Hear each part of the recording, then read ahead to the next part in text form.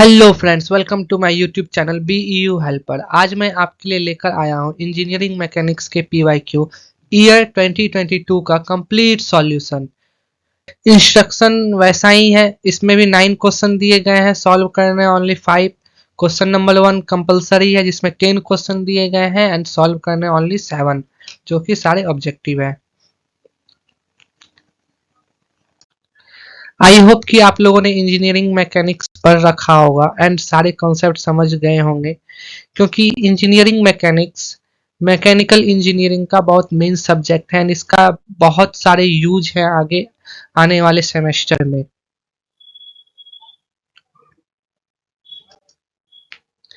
And इस video को start करने से पहले इस वीडियो को लाइक करें एंड अपने दोस्तों के साथ शेयर करें एंड अभी तक सब्सक्राइब नहीं किया तो प्लीज़ मेरे चैनल को सब्सक्राइब कर बेल आइकन दबा लें, जिससे मेरे सारे लेटेस्ट वीडियो आप तक आसानी से पहुंच सके। Then first objective question, what is free body diagram. Free body diagram क्या होता है? तो इसका आंसर हो जाएगा third number, it is a sketch of an isolated body that show external forces of the body and reaction forces. Next B number, rate of change of momentum take place in the direction. तो इसका answer हो जाएगा third number, opposite to the direction of force. Next C number, momentum of a couple is a free vector. Next, a rigid body in space have degree of freedom of 1। Newton's first law of motion give the concept of inertia. Next F number, resultant of two equal forces is equal to either of them. The angle between the forces is 0 degree. Virtual work is the product of virtual displacement and forces. Which of the following does not affect friction force? Then answer is area of contact. To solve a truss by the method of section, the number of unknowns at a section should not be more than 2. Moment of inertia of a triangle section about an axis passes through its center of gravity is bh cube by 36. Next आप subjective question देखते हैं। इसमें 3 force लग रहा है, एक 250 Newton का point सी पे जो नीचे की ओर लग रहा है एंड सेकेंड बी पॉइंट पे लग रहा है 650 न्यूटन का फोर्स जो ऊपर की ओर लग रहा है एंड थर्ड पॉइंट ए पे लग रहा है जो 30 डिग्री एंगल पे 300 न्यूटन फोर्स लग रहा है। इस क्वेश्चन में हम लोगों को सारे फोर्स का रिजल्टेंट बताना है एंड वो रिजल्टेंट का डिस्टेंस बताना है पॉइंट डी से कि कितने डिस्टेंस पे वो रिजल्टेंट लग रहा है। चलिए देखते हैं इसका सॉल्यूशन। पॉइंट ए पे 30 डिग्री एंगल पे एक फोर्स लग रहा था 300 न्यूटन का, तो हम लोग उसका कंपोनेंट ले लेंगे हॉरिजेंटल एंड वर्टिकल में। तो हॉरिजेंटल वाला हो जाएगा sine 300 sine 30 degree and vertical वाला हो जाएगा 300 cos 30 डिग्री। तो हम लोग सबसे पहले हॉरिजेंटल फोर्स देखेंगे, तो हॉरिजेंटल फोर्स एक ही लग रहा है जो ये है 300 sin 30 डिग्री, उसका वैल्यू आ जाएगा 150 न्यूटन।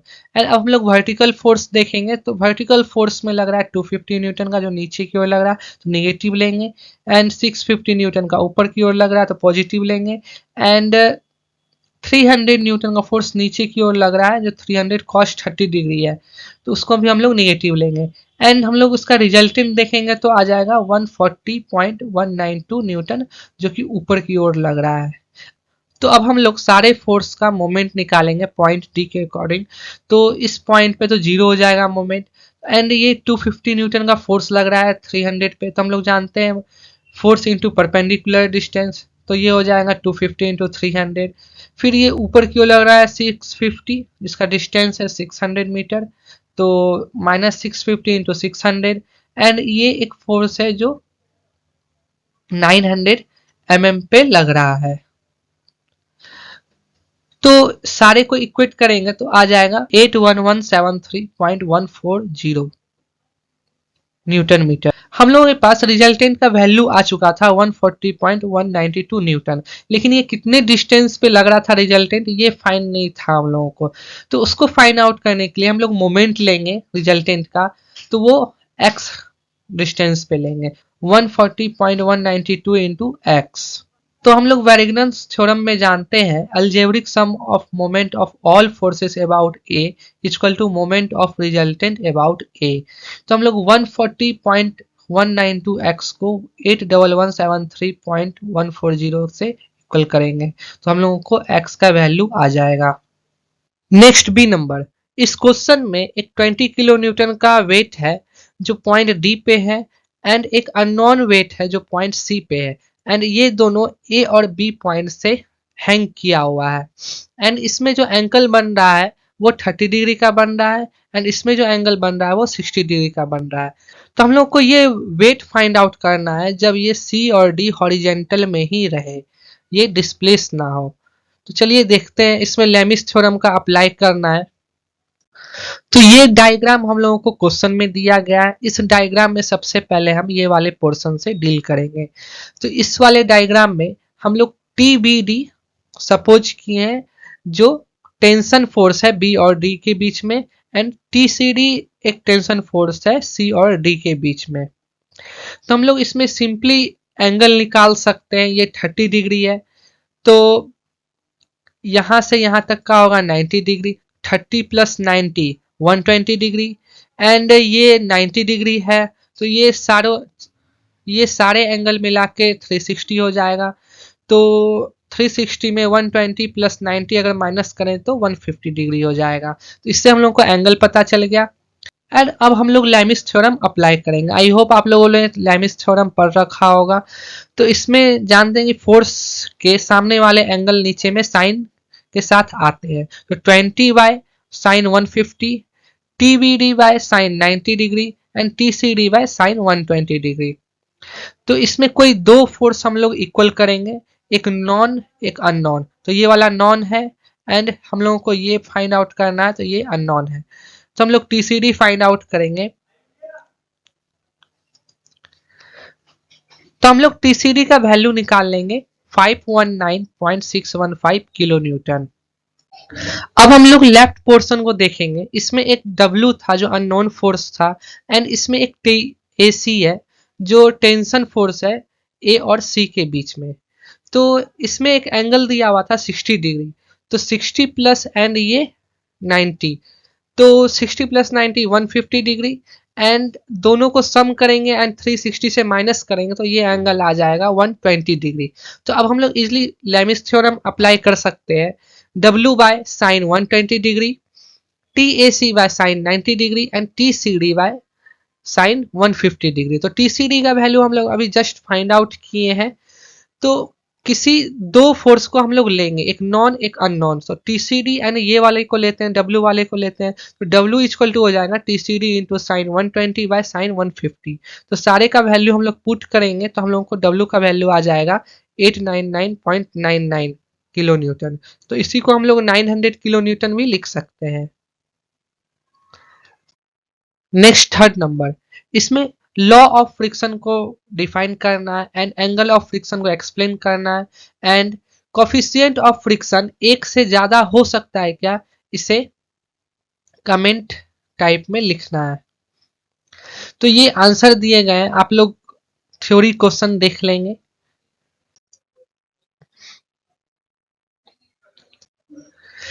हम लोगों को इस फिगर के लिए लिस्ट फोर्स P के लिए एक्सप्रेशन डिराइव करना है। A नंबर में अपवर्ड डायरेक्शन के लिए एंड B डाउनवर्ड डायरेक्शन के लिए। चलिए देखते हैं। इस W वेट वाले बॉडी में तीन फोर्स लग रहे होंगे। पहला ग्रेविटेशन फोर्स जो नीचे की ओर लग रहा होगा mg एंड एक नॉर्मल फोर्स जो प्लेन ये लगा रहा होगा इस बॉडी पे एंड एक फ्रिक्शनल फोर्स मोशन के कारण, ये मोशन डाउनवर्ड या अपवर्ड डायरेक्शन में हो रहा होगा। तो इसमें कोई भी वैल्यू दिया हुआ नहीं है कि ये कितने एंगल पे इंक्लाइंड है। तो इंक्लाइंड वाले एंगल को हम लोग थीटा लेंगे, कोफिशिएंट ऑफ फ्रिक्शन हम लोग म्यू लेंगे and mass of body m and acceleration due to gravity को g हम लोग देखेंगे। तो सबसे पहले हम लोग अपवर्ड डायरेक्शन वाले को देखते हैं। तो अपवर्ड डायरेक्शन में इस इंक्लाइंड प्लेन के अकॉर्डिंग, इस इंक्लाइंड प्लेन के अलोंग जितने भी फोर्स हो रहा होगा उसको पहले कंसीडर करेंगे। अपवर्ड के कारण ये पी लग रहा होगा ऊपर की ओर, एंड जो mg लग रहा है उसका कंपोनेंट ले लेंगे एक नीचे एंड एक उसके परपेंडिकुलर में, तो ये वाला हो जाएगा साइन थीटा। एंड एक फ्रिक्शन फोर्स लग रहा है जो म्यू है।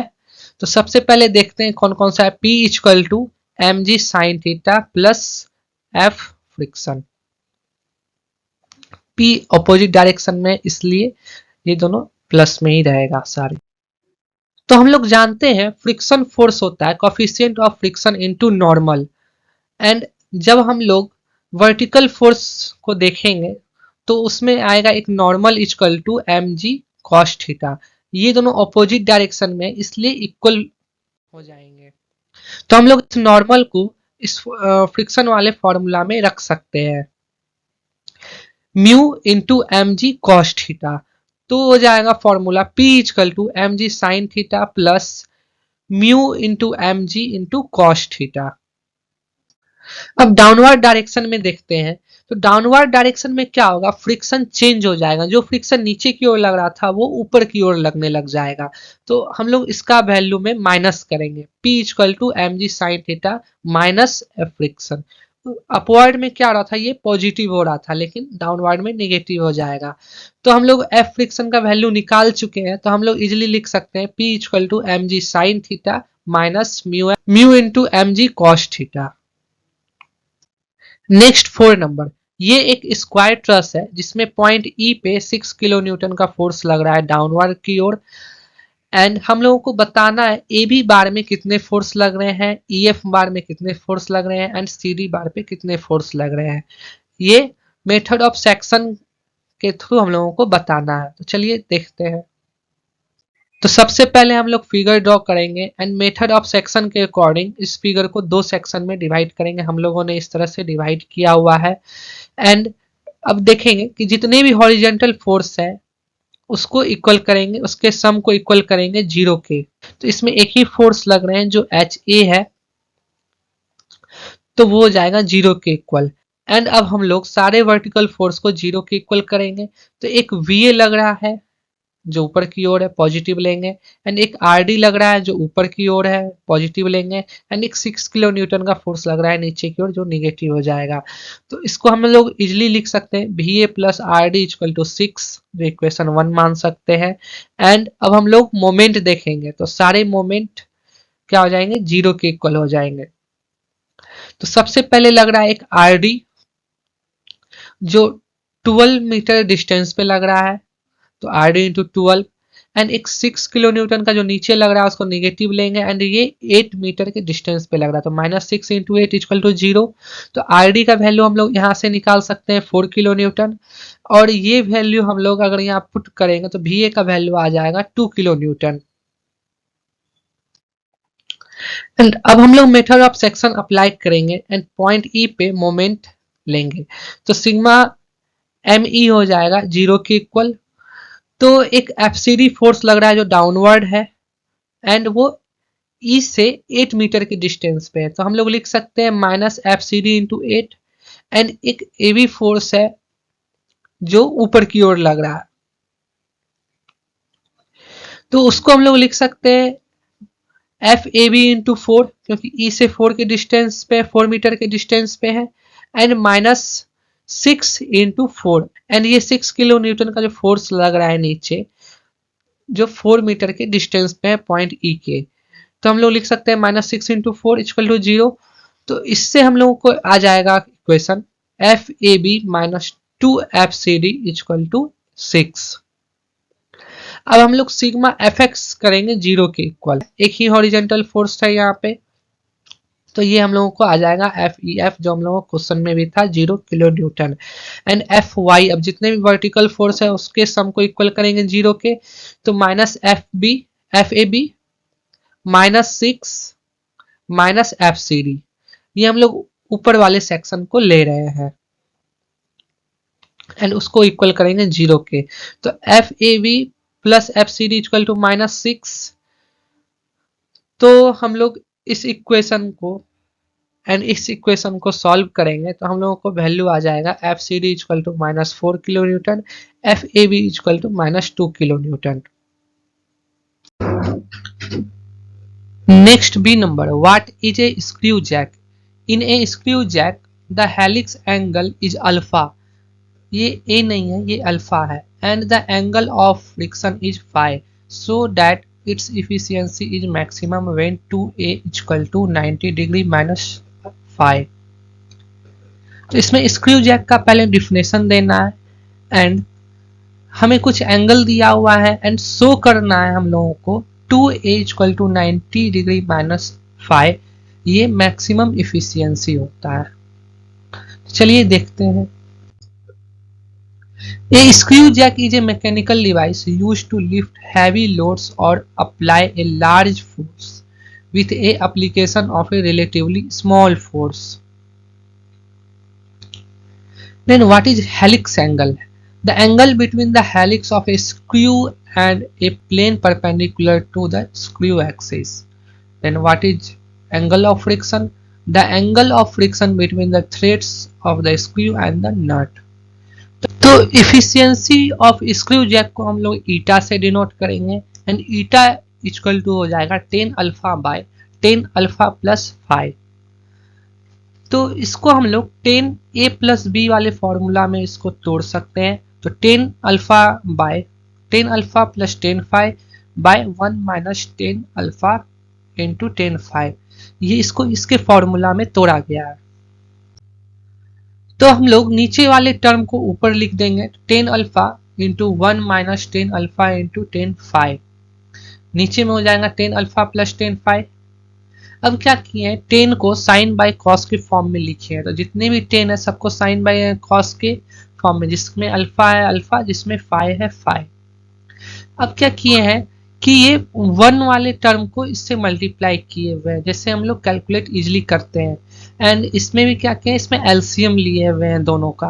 तो नीचे वाला टर्म सेम हो के कैंसिल आउट हो जाएगा। तो इसका आंसर आ जाएगा cos alpha into cos five minus sine alpha into sine five. नीचे में आ जाएगा ये sine alpha into cos five plus sign five into cos alpha.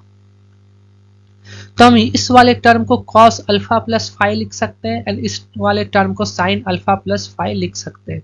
And दोनों को जब ऊपर नीचे 2 से मल्टीप्लाई करेंगे तो हो जाएगा sin 2 alpha plus five minus sin five by sin 2 alpha plus five plus 10 five. तो ईटा मैक्सिमम कब होगा, जब ये वाला टर्म 1 के इक्वल हो जाए। तो वही करेंगे हम लोग, 1 के इक्वल करेंगे तो साइन 90 डिग्री का वैल्यू 1 होता है। तो हम लोग यहाँ 90 डिग्री लिख सकते हैं एंड साइन कैंसिल आउट हो जाएगा। एंड ये फाइव को हम लोग इस साइड कर सकते हैं। तो क्या हो जाएगा 2 अल्फा इक्वल टू 90 माइनस 5। तो ये हम लोगों को शो करना था। नेक्स्ट 5 नंबर, इस क्वेश्चन में 2 बॉल है, एक बॉल रेस्ट में है एंड एक मोशन में है। एंड जो मोशन में है वो रेस्ट वाले बॉल को हिट करता है एंड वो खुद रेस्ट में आ जाता है, एंड जो रेस्ट में है वो मोशन में हो जाता है। एंड इसमें कोफिशिएंट ऑफ रेस्टिट्यूशन निकालना है अगर इनिशियल काइनेटिक एनर्जी लॉस हो जाए इम्पैक्ट के बाद। एंड इसका सॉल्यूशन देखते हैं। बिफोर कॉलिजन 2 बॉल, एक m1 एंड एक m2। m2 रेस्ट में है, m1 मोशन में है u वेलोसिटी से। तो इम्पैक्ट के बाद क्या हो जाता है, m1 रेस्ट में हो जाता है, m2 v वेलोसिटी से मूव करता है। तो according to conservation of momentum m1u equal to m2v। तो इसको हम लोग इक्वेशन 1 मानेंगे। एंड हम लोगों को क्वेश्चन में दिया गया है इनिशियल काइनेटिक एनर्जी हाफ हो जाता है इम्पैक्ट के बाद। तो पहला का देखेंगे half m2v square equal to half into half m1u square.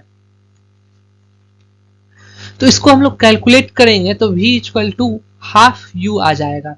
तो v बाय u करेंगे तो 1/2 आ जाएगा। तो coefficient of restitution e equal to होता है v बाय u। तो हम लोग का e आ गया है 1/2, जो हम लोगों का आंसर है।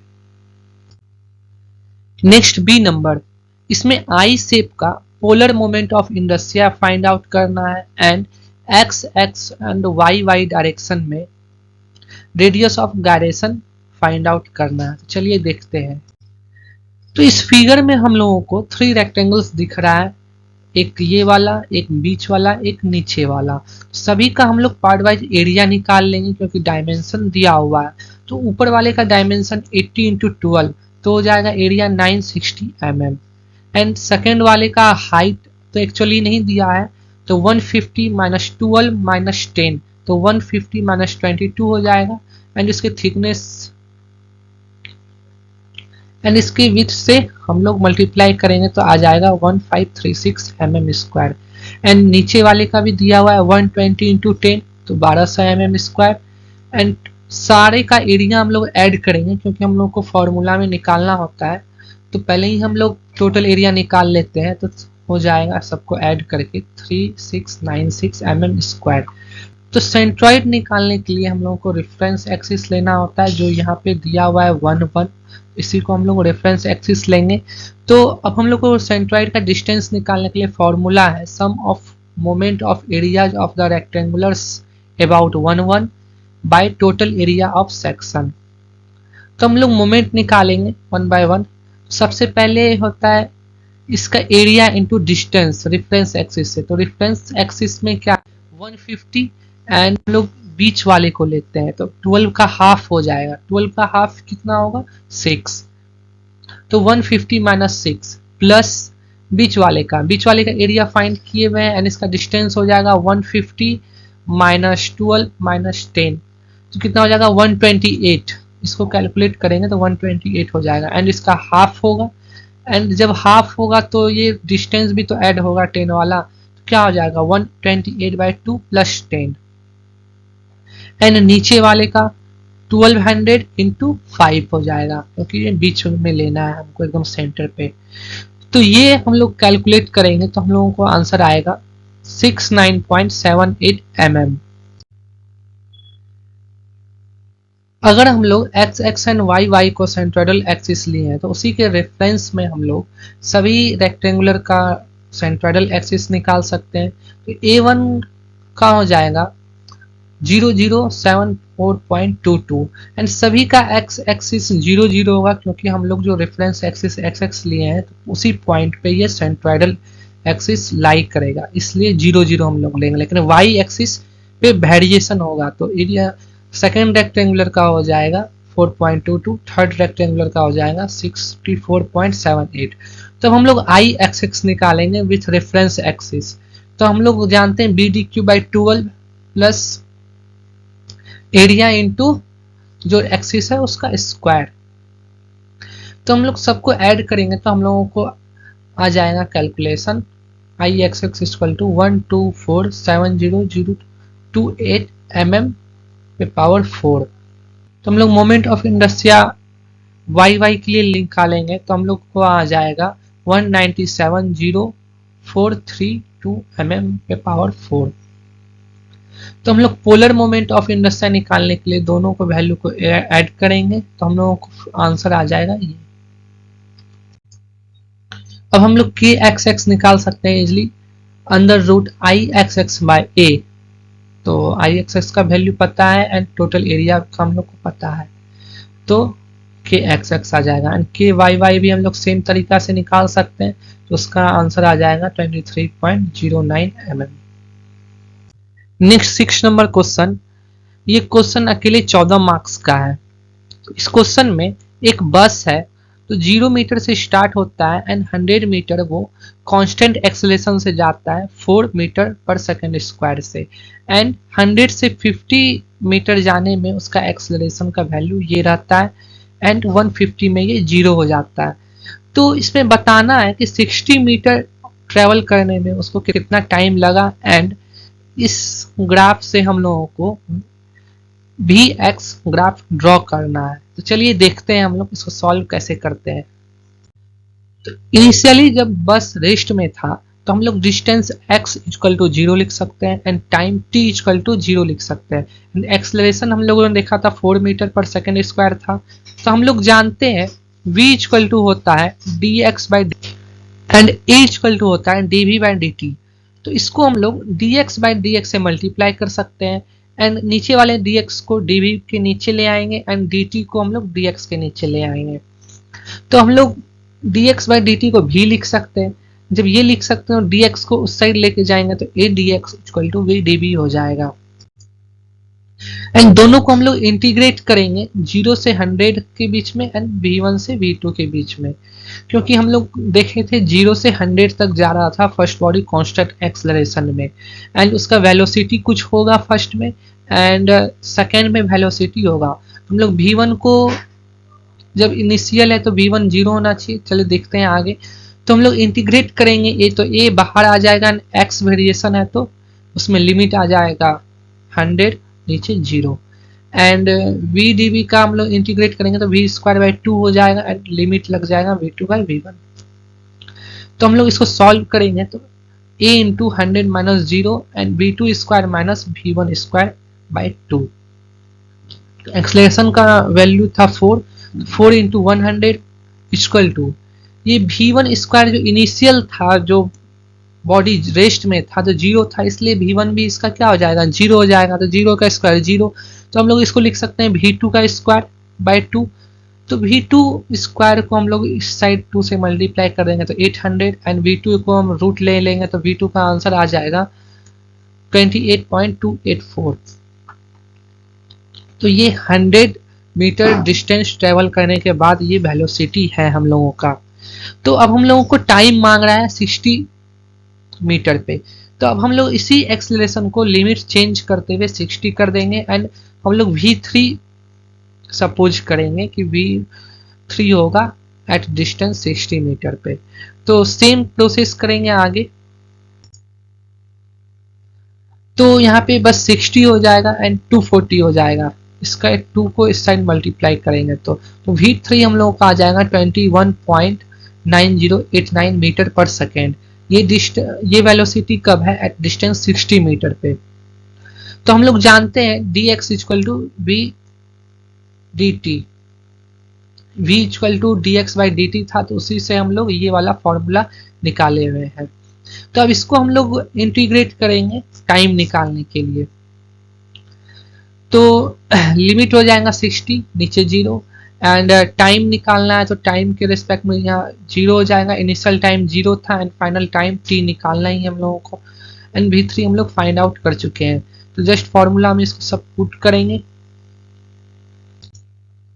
तो हम लोगों को 60 इक्वल टू अपना t आ जाएगा, जिससे हम लोगों का t का वैल्यू निकल जाएगा 2.739। ये हम लोगों को आंसर में निकालना था 60 मीटर डिस्टेंस पे ट्रेवल करने में कितना टाइम लगेगा। तो टाइम लगेगा 2.739 सेकेंड। अब फिर हम लोगों को ग्राफ निकालने के लिए सभी का वेलोसिटी फाइंड आउट करना जरूरी है। तो अब हम लोग वेलोसिटी फाइंड आउट करेंगे 150 मीटर पे। तो हम लोग जानते हैं E equal to dv by dt, dv फिर dx से मल्टीप्लाई किए हैं तो हम लोग ये आ जाएगा a dx equal to v dv। तो फिर इसको 100 से एंड 150 के बीच में इंटीग्रेट करेंगे लिमिट लगा के एंड v2 हम लोगों को फाइंड आउट है एंड v4 फाइंड करना है। v4 कब फाइंड होगा आफ्टर 150 मीटर पे। तो हम लोगों को एक्सेलरेशन का वैल्यू दिया हुआ था जो, तो ये वाला जो एक्सेलरेशन था इसी का वैल्यू क्या है, ये 0.04x प्लस 8। तो इसी एक्सेलरेशन का यूज करेंगे हम लोग एंड इसको इंटीग्रेट करेंगे 100 एंड 150 के बीच में। तो इसको सॉल्व करने के बाद ऐसा आएगा कुछ 150 ऊपर 100 नीचे and v2 square by 2 v4 by v2। अब हम लोग x के जगह पे 150 रखेंगे एंड माइनस करके 100 रखेंगे। तो वही चीज हम लोग यहाँ पे किए हैं, x के जगह पे 150 का स्क्वायर प्लस 8 इंटू 150 माइनस अब x के जगह पे 100 रखे हैं एंड इक्वल किए हैं यहाँ पे v4 का स्क्वायर माइनस v2 का स्क्वायर बाई 2। तो इस सारे को सॉल्व करके आया है 650 equal to v4 square by 2 plus 28.84। तो हम लोग v4 स्क्वायर बाई 2 को हम लोग 664.142 लिख सकते हैं एंड 2 से इसको इधर मल्टीप्लाई कर देंगे एंड रूट ले लेंगे तो V4 का आंसर आ जाएगा 36.44। ये वेलोसिटी हम लोगों को 150 मीटर ट्रेवल करने के बाद है, जो ग्राफ में एक्सेलरेशन दिया हुआ है उसके अकॉर्डिंग। तो हम लोगों को V1 पता है 0 था, V2 पता है 100 मीटर के बाद कांस्टेंट एक्सेलरेशन पे हुआ था, तो यहाँ पे V2 का वैल्यू भी दिया हुआ है एंड V4 हम लोग अभी जस्ट फाइंड आउट किए हैं। तो इसका ये वेलोसिटी और डिस्टेंस का ग्राफ है ये। नेक्स्ट 7 नंबर, इसमें वेरिग्नस थ्योरम को प्रूफ करना है एंड इसका डिफिनेशन भी बताना है। तो ये क्वेश्चन बहुत ज्यादा इंपॉर्टेंट है, ये हर साल आता है, तो ये क्वेश्चन आप लोग अच्छे से करके जाइएगा। मैं इसको अभी नहीं बता रहा हूं, आप लोग खुद सॉल्यूशन देखें एंड इसको ऑब्जर्व करें एंड सीखें इससे।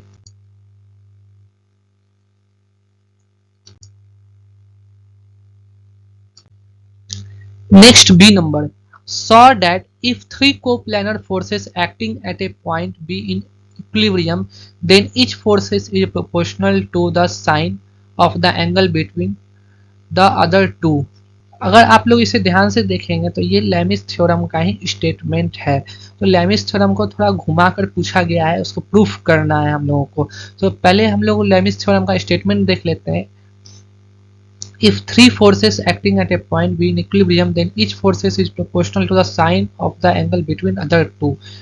जस्ट यही चीज है एंड इसका डेरिवेशन अब हम लोग कैसे देखते हैं कि 3 फोर्स है FA, FB, FC,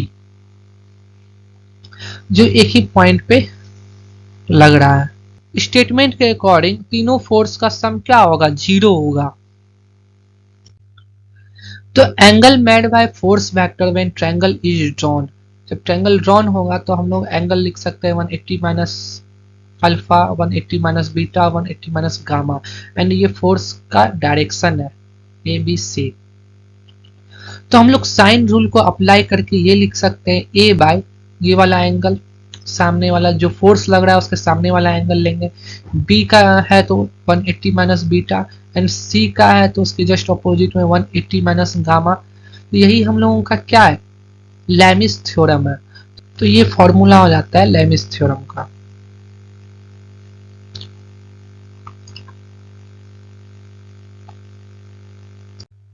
next C number, define impulse, derive the equation that relate impulse to the change of momentum of a system। तो impulse का definition होता है the product of the force and time is known as impulse। force और time का product को impulse बोलते हैं and momentum mass and velocity के product को momentum बोलते हैं।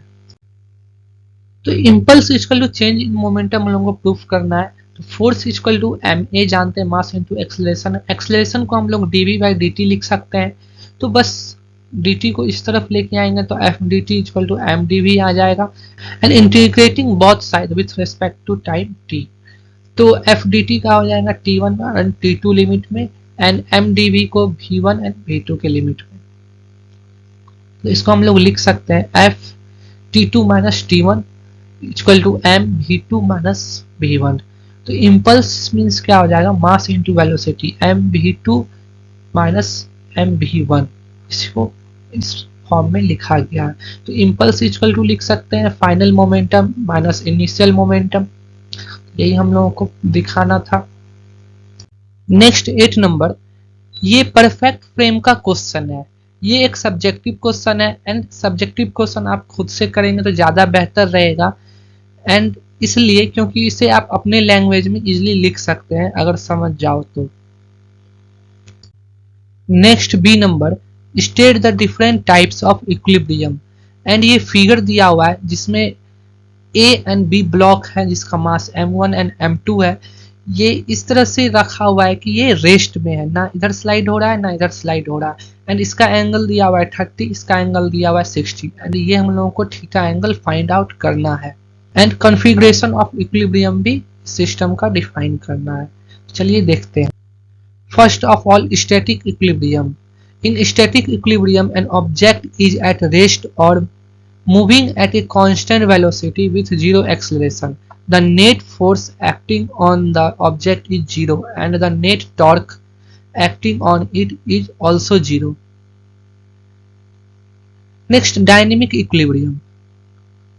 In a dynamic equilibrium, an object is in motion, but its velocity is constant. The net force acting on the object is zero, and the net torque acting it is also zero.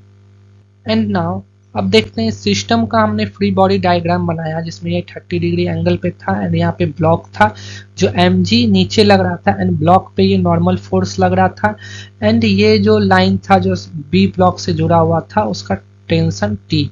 तो इसको हम लोग plane के according सारे force को divide करेंगे। तो ये हॉरिजॉन्टल फोर्स में t cos अल्फा लगेगा एंड इस साइड लगेगा नीचे की ओर mg sin 30 डिग्री क्योंकि ये 30 डिग्री डिफाइन किया हुआ है एंड ये इसके जस्ट नीचे लगेगा perpendicular mg cos 30 and t sin alpha दोनों नीचे की ओर लगेगा।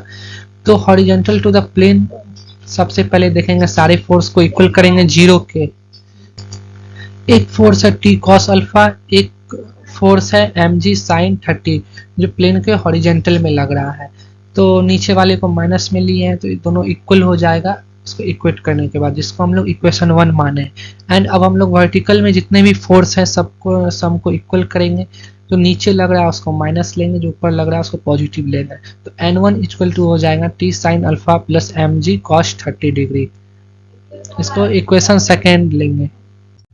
अब सेकेंड वाले ब्लॉक को देखेंगे, इसमें एक नॉर्मल फोर्स लग रहा होगा प्लेन के परपेंडिकुलर एंड एक mg लग रहा होगा नीचे की ओर एंड एक टेंशन जो 90 माइनस थीटा पे लग रहा है एंड ये एंगल हम लोगों को दिया हुआ है 60 डिग्री।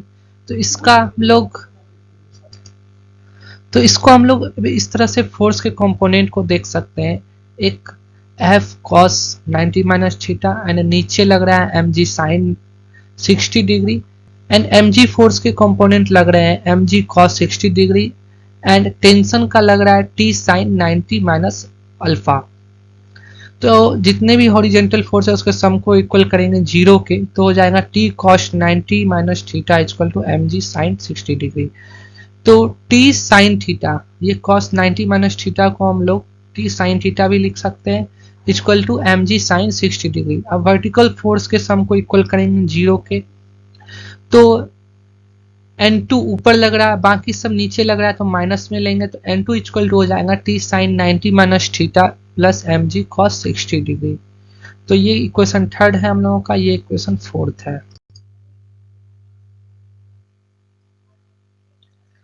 तो इक्वेशन 1 को हम लोग 3 से डिवाइड करेंगे तो हम लोगों का आ जाएगा answer tan theta equal to root 3/2 by 1/2। mg तो कैंसिल हो जाएगा एंड tt भी कैंसिल हो जाएगा। sin 60 का वैल्यू रूट 3/2, sin 30 का वैल्यू 1/2।